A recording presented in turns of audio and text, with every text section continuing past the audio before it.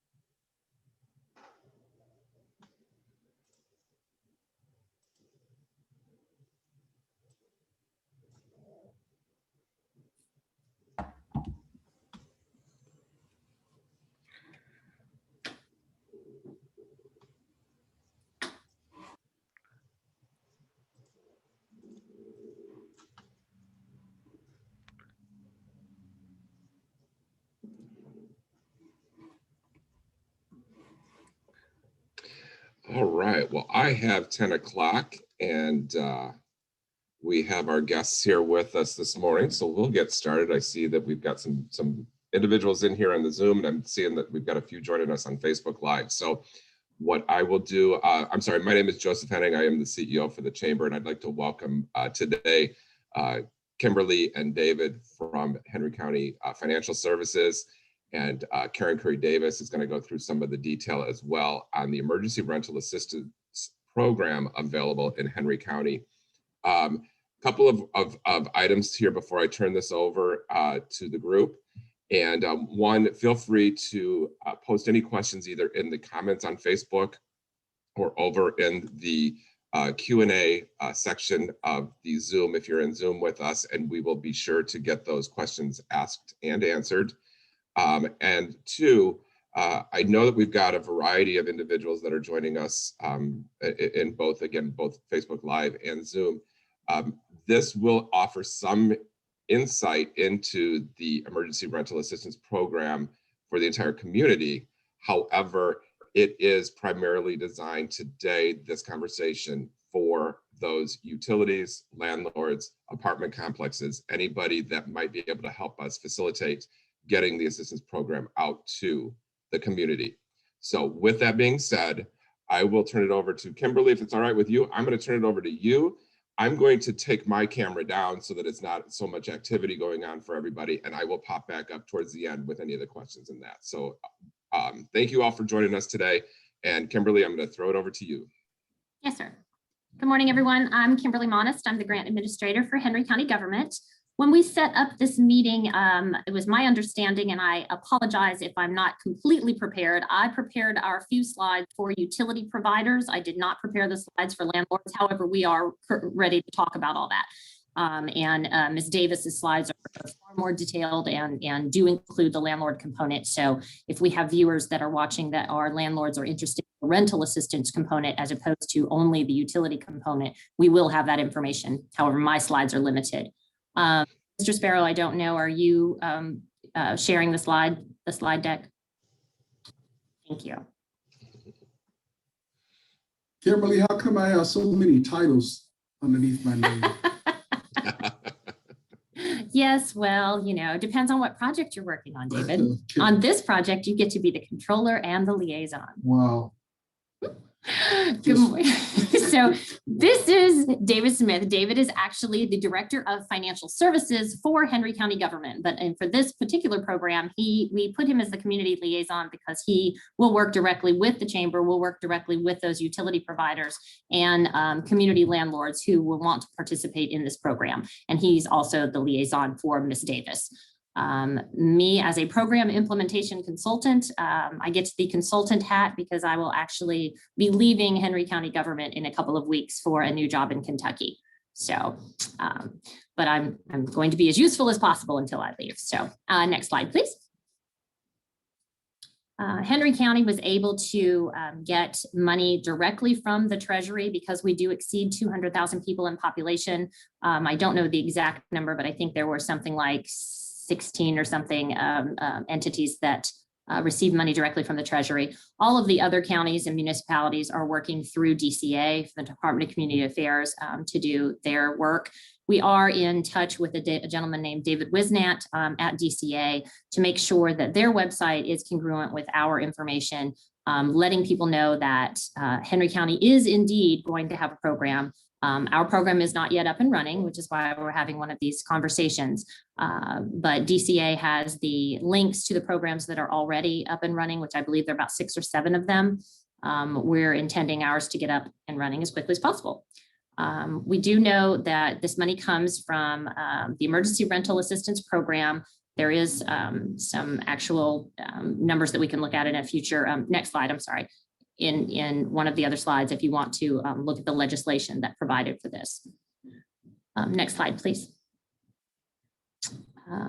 The first 3 numbers tells you who actually can benefit from this program. This is directly from the Treasury website. Ms. Davis will get more into the area media income, the AMI percentages. Treasury has a few priorities that they're looking for in assisting people, specifically these households that have 1 or more individuals that have been unemployed for 90 days or longer, and households that are below 50% of the AMI. And once again, Ms. Davis can talk more about that. Specifically, this is federal money as opposed to the current program that Henry County is running through the Nonprofit Assistance Program, which is local money. With local money, we have a little bit more leeway. With federal money, we have to follow completely every guideline, and we have to make sure that this particular assistance is not duplicative of other federal funding assistance. And we can get more into that also. Treasury program guidelines for this program does allow utility assistance without concurrent rental assistance. So if I am looking for help just with my power bill, my gas bill, my water bill, but I don't need rental assistance, I could qualify for this program. However, I could also qualify for rent. So they can be one, the other, or both. Next slide, please. There are key components of the program. The third party will be Ms. Davis. That's who's here to discuss this in terms of eligible priorities.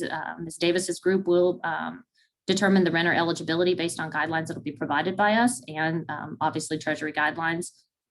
We've got some information about Treasury's applicable priority for arrears to be paid, the time frame that they can be paid. There is a limitation on prospective benefits of 3 months at a time, but there's different ways to go about that. So Ms. Davis can actually speak to that too. One thing that we want to work with, and we want to use this forum to talk about, is working with the utility partner providers to potentially waive our late fees so that we can actually use more account principals so we can help more applicants with this funding. So that's a side discussion that we can have. Let me see if there's anything else on here. This does specifically tell you about the Appropriations Act and where this particular money comes from, which is Division N of Section 501 of this particular bill. That's my key components. So next slide, please. This is just the 2 pieces of links information that you can look at. The Treasury has a wealth of information, and because we are direct receivers of Treasury of federal funds, we don't have to go through DCA. So it's really important that anybody that is looking to see how things are going to happen in Henry County, that they are looking at the federal rules and not DCA. And our website there is where we will be promoting, and it's also through our social media when we are ready to go live. So that's kind of it for us. We have a lot of other information we can share, but we wanted to be as brief as we could. And we wanted Ms. Davis to be able to kind of explain the program as the person who's going to be handling it for us. So Kimberly, you really rushed through that. I did. Well, I'm sorry. I don't want to spend a lot more time on getting questions and getting to Ms. Davis's presentation. But I certainly wanted to make certain that we go over the key points that, in case you missed it as we rush through this presentation. One, Henry County did receive $7 million to assist households that are unable to pay their rent and utilities due to the COVID-19 pandemic. And that our goal is to serve those renter households if they meet the following criteria, which Ms. Davis is going to get to in her presentation. Those are like tremendous points that I didn't want, as Kimberly rushed through, for us to miss. Those are critical. And then critical for us here at Henry County is we are required to request participation. You guys don't have to participate with us. And I'm talking to the landlords and the utility providers. You don't have to participate with us, but we certainly believe that collaboration and working together to help our households here in Henry County, anyone potentially affected, they can receive direct payment themselves, and the landlords, utility providers can receive the direct payment. The goal is we want to work with all of you guys. We want to partner with you and to help make Henry County one of the best counties, and that we aren't evicting people unnecessarily. And so one of the requests that I have, and it can become one of the questions, is big here is a lot of late fees that are going to be on these, the rent, they're going to be on the utility bills. I am making a request that we waive some of those late fees so that more of our account principal can be directed to serving the applicants with the award. And of course, I'm certain I'm going to get a lot of questions on that. But again, that's okay, because that's the goal, is to get as much as we can to those that need the help as much as possible. Karen, you want to run through a couple of your slides? Sure. So I don't know if Gary or, okay, thank you. So as David and Kimberly said, my name is Karen Curry Davis, and I'm the president and CEO of Curry Davis Consulting Group. I will be working with the Georgia Micro Enterprise Network, which is an organization that's been around for a little over 20 years and has successfully implemented several rapid response programs in the Metro Atlanta area, as well as around Georgia. And so the executive director is Elizabeth Wilson. She unfortunately had a death in the family, and so she's not able to join us today. So I'm going to run through, and I'll try to do it slower. I'm like Kimberly, I get through it, but run through kind of the preliminary planning work that we've done around Henry County's Emergency Rental Assistance Program to give you a little more details about what we're trying to do in Henry County and our goal to launch early April. Next slide. So right now we're looking at, we're in the kind of infancy phase of developing the program to finality, but we'll have it done in the next 3 weeks, as well as the contractual relationship with Henry County.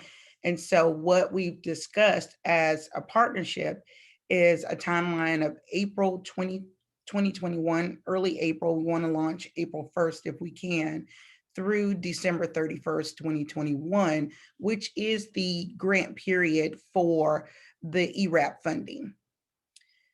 In order to participate in this program, applicants can receive payment for past due rent and utilities that date back to March 2020, as long as it does not exceed 15 months. If you've been watching the news, we've reached a 1-year milestone point for the pandemic actually getting started and beginning. And so for this federal program, anyone who's been impacted by COVID-19 as long ago as March 1st can receive assistance through this program.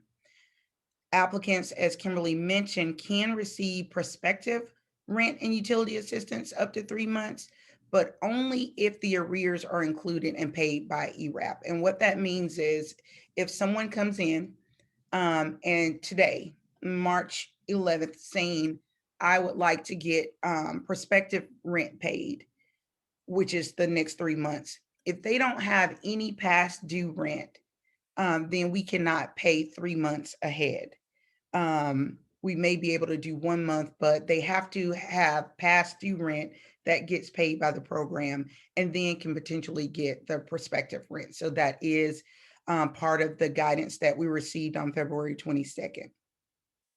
Applicants can receive payment assistance for rent. This includes apartments, if they're renting a private home, mobile homes, all three. If they have landlords for a house, it's included. Water, gas, trash removal is actually new. It was added to the new legislation, as well as internet. So those are two things that are new under this particular piece of legislation that's been added. And so these are examples of what can be paid as part of the ERAP program. Utility and home assistance costs that are covered by the landlord. So we do see utilities a lot of time is already included in the rent. And so that becomes part of the rent payment and not separated out. Next slide. There's no limit on the length or tenure in the current unit. Again, this is part of new guidance. So if someone moves in today and they don't have and they're behind, a week later, it doesn't matter how long they've been in the unit, they can still get assistance. There's no limit on the length of time. If an applicant is receiving subsidized housing, this is also new under this legislation. For example, housing choice, public housing, they're in public-based rental assistance. These individuals can receive assistance. The program will pay their portion of the rent that they have that's past due or they're not able to pay, as long as it does not duplicate other federal assistance. So if they, for example, are receiving assistance for their portion in addition to the subsidy, then we can't pay their portion if they're being getting assistance from another federal program for their portion. But if they are not, we can pay the rent and utilities. Applicants can apply for utilities only. So if they don't need help with rent, then they can just apply for the utilities. The act requires that we look at prioritizing households that are below 50 or at 50% or below the AMI and not exceeding 80% of the AMI. There is no limit on the funding assistance. I'll give you a chance to digest this and then we'll go. All right. To be eligible for the program, off the rip, must be a Henry County resident. They must be in a rental property, single or multifamily unit or mobile home, must be unable to pay full or a portion of current past due rent as a result of COVID-19. As I indicated before, prospective rent can be paid if they also have arrears. Must demonstrate a COVID-19 impact. I've done successfully managed one of the programs in another area, and I can tell you the biggest issue that we tend to see is this particular bullet right here, where the applicant must demonstrate COVID-19 impact. Here we have examples: job loss, furlough, increase in medical bills, reduced hours. They had to resign from their job due to their children being in remote learning, loss of work, due to contracting COVID. These are all examples of a COVID-19 impact. The key here, what we run into is individuals or households who were really struggling before the pandemic and haven't had a direct impact by COVID-19. We see it a lot with seniors based on their Social Security income. That didn't change due to COVID. The income didn't change. So it's been a challenge to really try to provide this funding unless they can demonstrate they had medical bills, they were babysitting or doing some other side job that they are no longer doing because of COVID. But this is a key area. So as there are landlords or utility providers on, as you're talking with prospective applicants, definitely relay this information more so than anything else, I think, which is they have to have a COVID-19 impact. Something had to have happened to them that would cause them to get behind on utilities and rent, or not be able to pay going forward. They must have a current lease and rent bill, as well as be listed on the lease. So the applicant has to be listed on the lease. They don't have to be the main person, but they will have to be on the lease. And I already said that must not exceed 80% AMI. Next slide. We definitely, for those of you who are landlords on the call or on the Zoom or Facebook, we are looking to partner directly with landlords, and I'll cover that a little bit more, but we'd like to do apartment and landlord targeted events to connect tenants who are past due. You have access to their information. So there will be an opportunity for landlords to apply directly through our online portal to be able to get assistance for your tenants that are past due. And we'll talk about that a little bit more. We'll do direct marketing through mass media, the Henry County government outlets, as well as social media, and having a landing page. We'll also have a call center available for people to call in and ask questions. We'll partner with local service providers who have a track record or potentially a wait list of individuals who need this type of assistance. We want to partner with them to assist their population of residents as well. And we'll also promote the program through community events, neighborhood associations, very much open to additional ideas and thoughts around how this program can be promoted to Henry County residents. We'll use 211. This program will be listed with 211. I've already talked with the Vice President 211. So when people are calling United Way, asking for assistance in Henry County, and they live in Henry County, they will be able to access this program through United Way's referral. Next slide. The target outreach for landlords. Again, we're going to be using the Neighborly software. This particular software will have the online application and access for tenants as well as landlords. It's being used by some other municipalities and other states as well.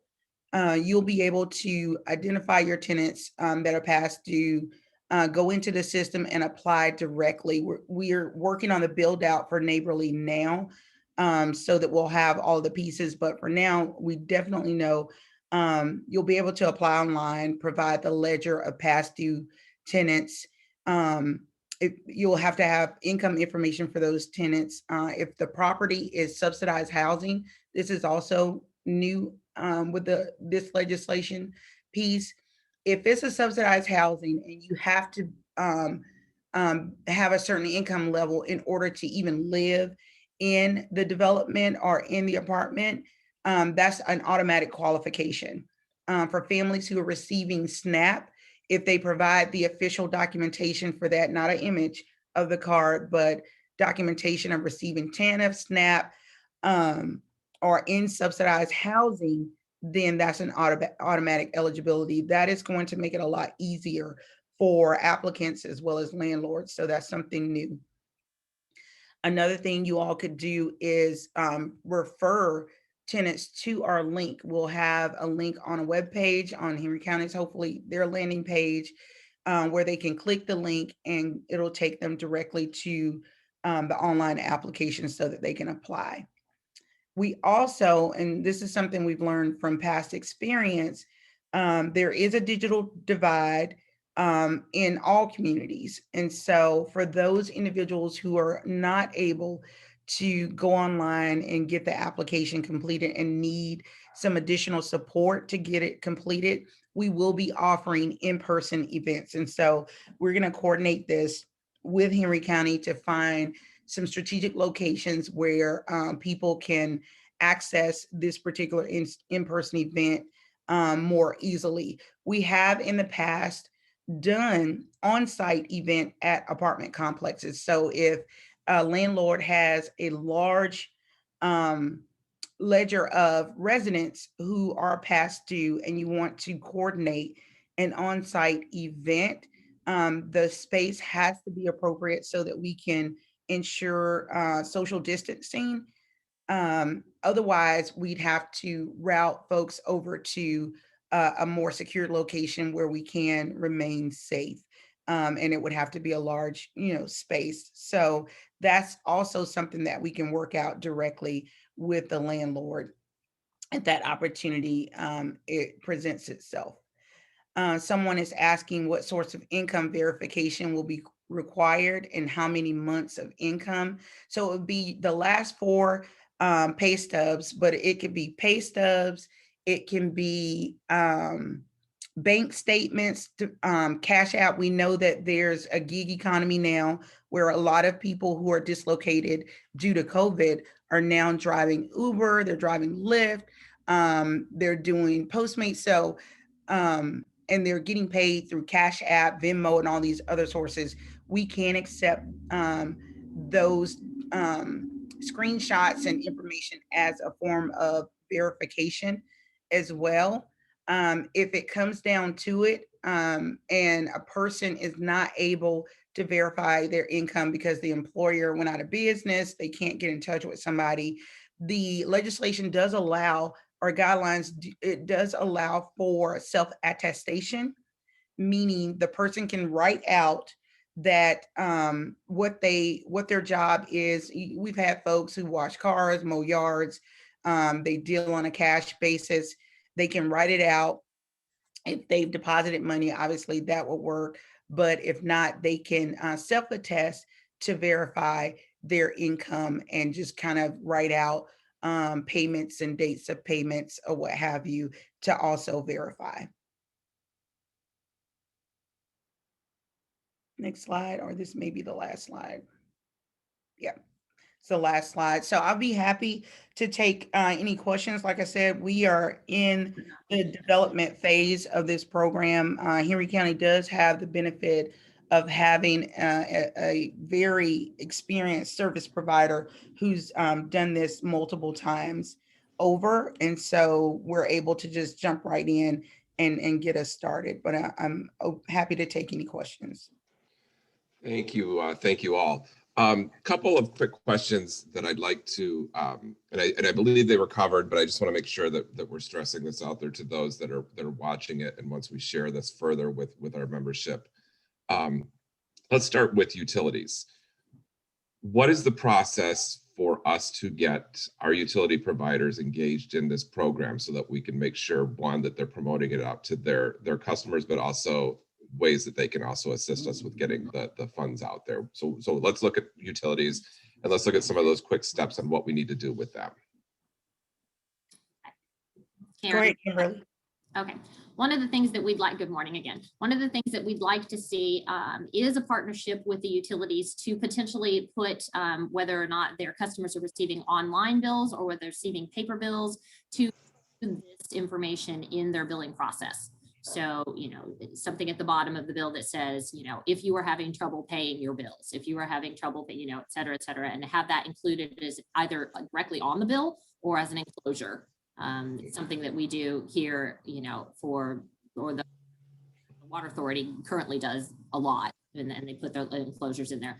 That would be the most helpful and the most expedient way. I know that we had a call about 2 weeks ago with another county, and that was the first and foremost thing that they were doing with their utility providers, and that was that outreach was the best way for them, and I think that would work very well here. Same thing, Karen? Yes. Okay. Let's not forget some of our other traditional, we're doing this. We normally, not that we normally wouldn't, but we don't have, oh man, I don't even know where this thought's going, but we just need to have those partnerships that we can get the word out. So the Board of Ed, the school system and that, because these are impacted individuals that they, they're the parents of the students and that are impacted. So we need to just help identify as many of these communications tools, vehicles that we can to help get the word out. So if there's anybody watching this, please let us know you know, if you're interested, we'll help get those links out. We'll help get those the information out as well. Will you be doing you know, door hangers and things like that we'll be able to get out to some of our communities, whether it's apartment complexes or certain census tracts in that of the county? Are we going to have some of this material available to get out that way? So I'll jump in here to give you kind of a laundry list of things that we plan to do down in Henry County. And so some of this is, again, under development. So if there are, for example, meal drop sites for families or for students who are doing remote learning, and there are certain days within the school system that they families can come through and pick up the lunch or pick up meals, we will develop postcards that have the information and access to the program on those postcards, and we'll be seeking volunteers, but also have outreach staff who will go out to put that out in the community. We usually do thousands of those. If there's an opportunity to do direct mailers where we can send it is costly to do direct mailers. I've done that before to get that out. One of the things David and I have talked about is, and I've done this before, I need to send an email to Mike Carnathan with ARC. We've gotten the eviction filing list from the court system. That has been the best, I can say, strategy that we've used in the past to connect with residents and landlords. The eviction filings list the landlord, the address, the name of the property, and the tenant's address. And so if we're able to access that for Henry County, we will directly reach out to those landlords and tenants to try to get them connected to the program and resources as well.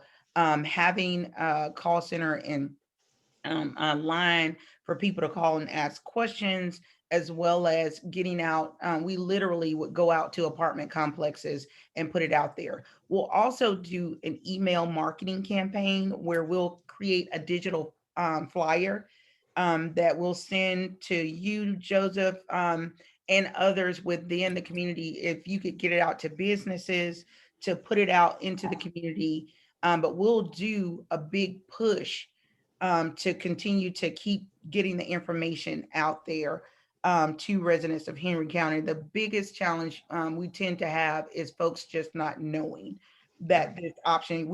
Folks who've been getting help forever and a day, they hear about it, they know how to find resources. But for those families who this is the first time ever that they've needed support and help, this is a population that we found it more difficult to reach. And so going mainstream with the information, even if we can do a billboard that's prominently located, we don't have to budget for all that. So the chamber would like to partner with us to do some marketing on that scale. These are the kind of things I just want us to keep in mind. Who's the hardest to reach, and it's households that have never had to ask for help or need help. And so we need to try to reach them. And one thing comes to mind when you talked about the postcards, and that is maybe we can investigate stickers that they can just stick onto the food bundles, and that as they're going out, because what I notice is, and I do this as well, when I'm going to pick up a takeout or something, and there's a menu and everything with it, I take the food out so that I can serve it, and the rest of it just tosses away. But if there's a bright sticker on there, it's more noticeable. So that might be an option that we would look at for getting that word out to some of our individuals. Can I add one thing, Joe? Yes. We do actually, with the current program that we're running with nonprofit assistance, we do have 26 nonprofit partners that are in our existing program as it begins to phase out. This program has been part of Henry County since August, and they are helping a lot of this same population with rental and utilities, and a number of them have extinguished or exhausted their awards, but they have that ability to with this group of people, and they do have waiting lists. Right. And so for them, that's another way for us to get out to the populations that are looking for help specifically, and that would be another conduit for us to get to that, because that's a number of them. who are already in with the community. Absolutely. That was one of my talking points was, Kimberly, you and I have found a great deal of information, not information, but sources of need within that, just from the CARES Act. And so definitely working with both the not-for-profits that you had and the not-for-profits that the city of Stockbridge funded, I think that we've got a great resource there that we can help get some of that information out. I think also making sure that our elected officials within the county have that information available, because I know that they were key in getting the information out on those small business CARES monies. And I think that they can be a great deal of assistance in getting this out as well to their constituents and providing that information. For landlords, I want to go back just in case, because I'm sure that there's going to be some that are watching this after the fact, because they're not all joining us today. There are two ways, as I understand it, that they can get this and get involved and support their tenants. And one is that they can take a very active role in going online, signing up, getting this information out, and even taking the lead in starting to get that information put into the system to support their tenants. Is that correct? That's correct. Okay, and then the second way is a little bit less active, but still beneficial, and that is helping us to get that out to all their tenants, whether it's through their newsletter, whatever means that they have communicating with them, if it's texting or placing information on each of the doors, anything like that. Is there anything else that you need from landlords in order to get this process started? They have to sign up, is that correct? Yes, they would have to go in and apply as a landlord. Again, that's a good way to get the bulk payments out the door instead of these individual payments per applicant. And so they would have to go into the online system and apply. And like I said, we're building this out, but I've seen it and talked to other regions who have been using this process. They believe it is a very effective way. We just need to make it user-friendly for the landlords to be able to access. And we believe Neighborly will be able to do that. And then also the school social workers, we get that out to them as well because they tend to know the families who may have the greater needs. And so that we've also had some success with the school systems working with the families that to get it out as well. Wonderful. Wonderful. And I want to stress too, I keep talking about apartment complexes and that, but this is any landlord who has a tenant that is struggling and in arrears, whether it's a house, an apartment, a duplex, a mobile home, any of this is open to Henry County. That is and there is no limitation to the geographic other than being Henry County. Is that correct? That's correct. Right. Wonderful. I appreciate that. There's a couple of questions. I think they're more, most of it is more residential focused. And so I know I will want to answer those, but I want to make sure that we're respectful of our business's time. Would you like us to send out PDFs of your slides to individuals, or do we just want to rely on the video? I know that we kind of zoomed. Mm-hmm. Go ahead, David. I wanted to have the slides made available to people that needed to see them, as well as have video posted for. That would be very helpful. They can always come. Wonderful. For those that have registered via Zoom or that reach out to the chamber, we will email those out. We will include, we do have the Facebook Live going, so it'll be evergreen out there and continue to live out there, but we will also use that in the communications with those members of the chamber and those individuals that we do have contact with that fall into these categories of utilities and landlords and rental programs and that. And then, Jesse, I appreciate your question. It's more along the lines of timeline in that. I think I can answer it. Okay. I can answer it. Yeah, Okay. I saw it in the chat. And so its question is, do you have a timeline for residents for approval, process and payments for rent once the site is live?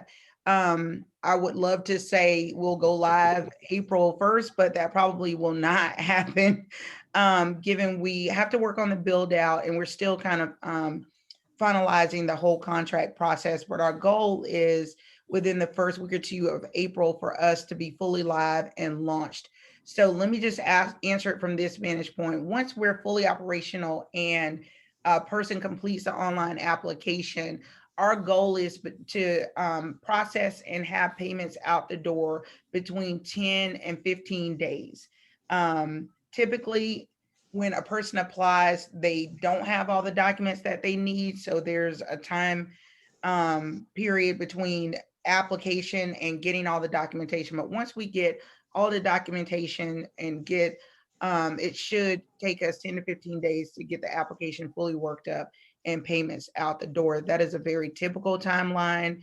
If we get a heavy onslaught of applicants in the first week or two, that timeline will have to be adjusted. And so, and usually by 30 days if we get backlogged or what have you, but that's what we're building into the program, which is a standard 10 to 14 days when we have a complete application. So yes, thank you. Thank you. Yes, Kimberly and I can attest to the fact that sometimes those applications are started, but they're not completed. And that ultimately falls on those applicants to get those completed once we've reached out to them on what's needed, because it does stop that process. And you know, people come up and go through it. So make sure that if they're applying, whether they're on the business side or the resident side, that if they're following through to make sure that gets going. And then oh, okay, Karen, you took care of that question? Yeah. Perfect. Perfect. Let me see, I've got one over here on Facebook. There'll be a gap in services.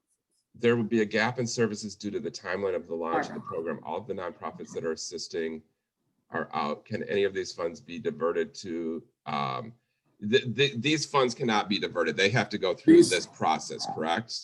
That's correct. These are specifically for rental and utility assistance specifically. Yeah. But it's two different. We can go back. We can go back. So if the nonprofits have folks that right now today owe for December, January, February, March, we're able to go back to catch the arrears as well as do prospective potentially. And so, you know, families will be able to get served. I think the key to that is just that communications. We're going to do the best that we can to help get the word out to both residents and you know, the business side of that. My recommendation is that communication also exists between the resident and you know, the tenant and the utility provider and or the landlord, in that you have applied, you know, that it's probably 15 days, you know, give or take, depending on what your response is. And you know, I think we're all going through this pandemic together. I think that they'll be able to work within that time frame. If you've done the application process and it looks good, the process is just going to take a bit to get the funding through. We actually do pledge letters, Joe. So once we approve and QC the file, so it's a two-step process. It comes in, the case manager, enrollment specialist reviews, make sure they collect all the documentation and determine eligibility, and then it goes over to QC to do a quality review, and then payment is initiated. At that point, pledge letters can go out directly to landlords as well as utility companies to indicate that this person is in the program and has been approved, and that payment is on its way. All right, wonderful. So as we wrap up, I'm going to ask the tough questions now. If I am a utility provider or a landlord, who should I contact in order to get this started, or at least get on the list to get started once the portals are live? Application portal. Karen. So once the application portal is up and running, but if they're interested in a partnership to do some mass connectivity to their customers or tenants, they can contact me directly. And I did put my email address in the chat, but it's Karen, Karen, at currydavisgroup.com. And that's CURRY davisgroup.com. Thank you. And we'll get that up on the comment section as well. If we have people out there that are the school district or not-for-profits, people doing food assistance, anything like that, who would they contact? I'm sorry, say that again. If these are people that want to get involved with us to help promote it, the school district, the churches, the food drives. Everybody will contact me. I'll have a coordinator who I will be passing it to probably, but right now I do want to qualify it and reserve the contact until after April 1st. We really want to focus our time right now on program development and launch. So after April 1st. Okay, and then if they are residents or that need this assistance, I would encourage them to just watch the county's website, watch our website, watch the Facebook social media places, and as soon as it's live, we will get that out there. But I realize that this is stressful for them, but what does not help the process is the constant contacting to see if anything's going on or where the process is, because that just slows us all down. Yeah. Kimberly, I know you'll agree with me on that. But that is the biggest problem that we run into when we do these assistants. It's not that we don't care, because we care so much that we have to take those calls and we have to respond to those emails. And what that does then is it just delays the entire process. And so since we're looking at 2 to 3 weeks to get this live and to be able to get out there and support all of Henry County's residents that need it, I would ask those that need this assistance to just sit tight. Make sure that you're bookmarking the social media sites and everything and watching for it. And I'm gonna put this out there. Kimberly, you guys haven't already come up with a hashtag, have you? No, sir. No, sir. We have not. Why don't we just go with Henry ERAP? Yeah, Henry ERAP sounds good to me. All right. So if you are needing anything, you keep an eye out, put a filter out there for Henry ERAP, ERAP. And as soon as we start getting that information out, we will use that hashtag and you will start seeing that and you'll know that we're going live with that support.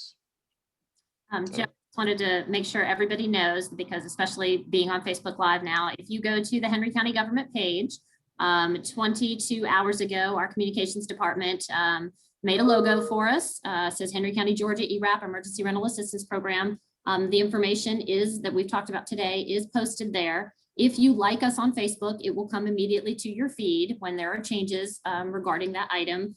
And they're on our website right now, our regular county website. There are bullets on the main page, and this program is currently bullet number 2. Bullets change depending upon what meetings we have, but it is prominently displayed there, and that's where all the information will go. So it's also on our Twitter site. It's also on Instagram. So our communications department is doing a really good job promoting it in-house, but we realize that not everybody goes to county media to get for information. And so that would be the primary source, the first source, the easiest source, but we are going to heavily rely on our partners in the community.